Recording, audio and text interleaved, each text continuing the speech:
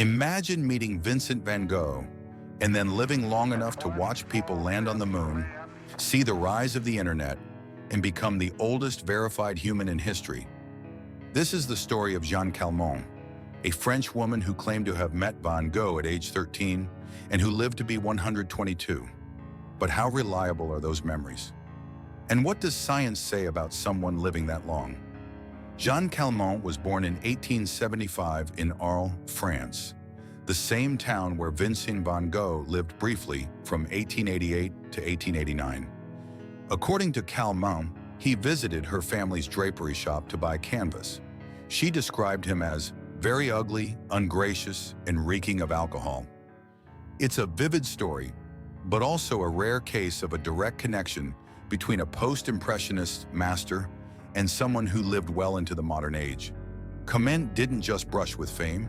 She went on to live until 1997, dying at the verified age of 122 years and 164 days. That makes her the oldest human whose age has been confirmed by modern documentation. Her life spanned 3 different centuries, 2 world wars, and over a dozen French presidents. But is it biologically possible to live that long? Most gerontologists agree the human body has a soft limit, around 120 years. Calment slightly exceeded that, but she's often cited as a statistical outlier rather than an exception to the rule. Longevity researchers point to a mix of genetics, lifestyle, and sheer luck.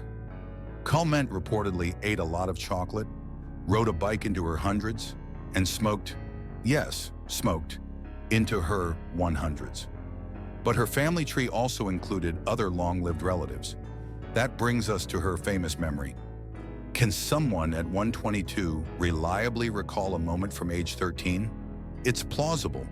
Long-term autobiographical memory can remain surprisingly vivid in supercentenarians, especially for emotionally striking events. But memory is also fragile. Neuroscience shows that even confident recollections can be distorted over time. And when your memory becomes part of history, it gets even harder to separate fact from myth. In 2018, Russian researchers challenged the story. They suggested that Jeanne Calment may have died earlier, and that her daughter Yvonne had assumed her identity to avoid inheritance taxes. Under this theory, the woman we know as Jeanne was actually Yvonne, making her only 99 at death. However, most age verification experts rejected this claim. The documentation, including birth certificates, school records, and eyewitness accounts, still heavily supports her original identity.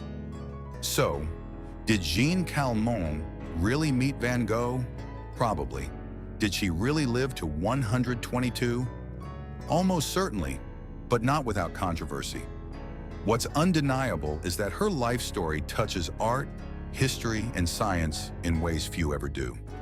And as we continue to study memory, aging, and the limits of the human body, her legacy offers both inspiration and caution. Do you think someone could live to 130 in our lifetime? Until next time, stay curious.